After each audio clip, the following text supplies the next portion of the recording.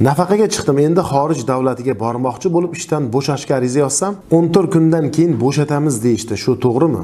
Mehnat kodeksining 160-moddasi 8-qismiga asosan mehnat shartnomasini xodimning tashabbusiga ko'ra bekor qilish to'g'risidagi ariza u o'z ishini davom ettirishi mumkin emasligi, ta'lim tashkilotiga qabul qilinganligi, pensiyaga chiqqanligi, saylanadigan lavozimga saylanganligi bilan bog'liq bo'lgan hollarda ish beruvchi xodimni iltimos qilayotgan muddatda mehnat shartnomasini bekor qilishi lozim.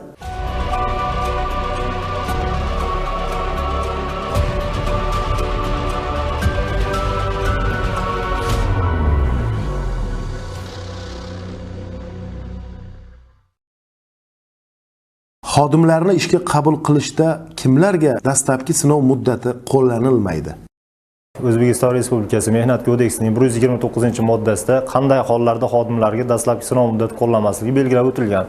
Ular quyidagilardan iborat: avvalambor homilador ayollarga hamda 3 yoshgacha farzand tarbiyalayotgan ayollarga yoki yolg'iz 3 yoshga to'lmagan farzand tarbiyalayotgan otalarga va vasiylarga.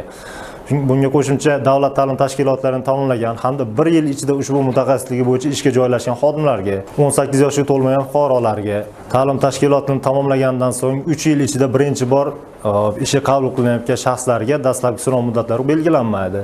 Hamda O'zbekiston Respublikasining 130-moddasida dastlabki sinov muddatlari belgilab o'tilgan qat'iy, unga asosan xodimlarga 3 oydan oshmagan holatda dastlabki sinov qo'llanishi belgilangan hamda davlat tashkilot rahbarlari, ularning o'rinbosarlari, bosh buxgalterlarga 6 oydan o'tmagan dastlabki sinov muddatlari belgilanishi qat'iy belgilab o'tilgan.